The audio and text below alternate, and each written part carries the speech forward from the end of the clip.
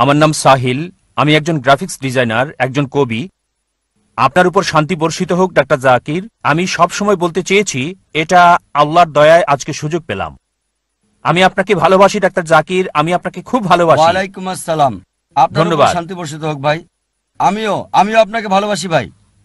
ধন্যবাদ। আমি ধন্যবাদ জানাই এত বিশাল জ্ঞানের জন্য। আপনার লেকচার শুনলাম আমার বন্ধুর জন্য, আমার বোন নাগমার জন্য। আমার কিছুটা কনফিউশন ঈশ্বরের বাণীর মধ্যে, আর যারা বিচারের দিনে বিশ্বাস করে, যেমন একটা ছোট্ট প্রশ্ন।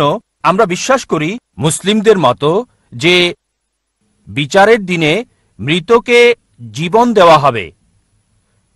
কিছু মুসলিম বিশ্বাস করেন যে কবরের জীবনের প্রথম রাতেই এটা করা হবে, মানে মৃতকে জীবিত করা হবে আর আযাব হবে, কবরে প্রশ্নোত্তর হবে। তাই আমি বিষয়টি ভালোভাবে জানতে চাই।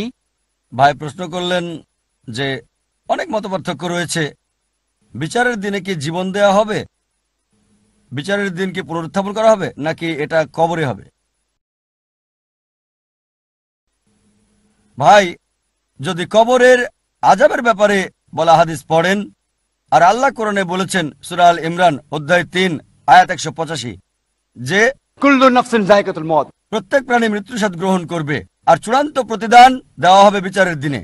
দুনিয়ার জীবন ছলনা ছাড়া আর কিছুই না, তবে চূড়ান্ত হিসাব কিতাব, চূড়ান্ত ফয়সালা হবে বিচারের দিনে। আমাদের যা করতে হবে, হতে পারে শাস্তির একটা অংশ পাচ্ছি পৃথিবীতে, পুরস্কারের একটা অংশ পাচ্ছি, পুরস্কারের অংশ কবরে, আযাবের অংশ কবরে, তবে ফাইনাল চূড়ান্ত ফয়সালা বিচারের দিনে হবে। চূড়ান্ত ভালো এবং মন্দ কাজের হিসাব বিচারের দিনে করা হবে। তারপর কর্মের উপর ভিত্তি করে জান্নাত অথবা জাহান্নামে যাবেন। কিছু দুনিয়াতে আপনাকে দেওয়া হবে, কিছু কবরে, তবে চূড়ান্ত হিসাব নিকাশ হবে বিচারের দিনে। আশা করি উত্তরটা পেয়েছেন।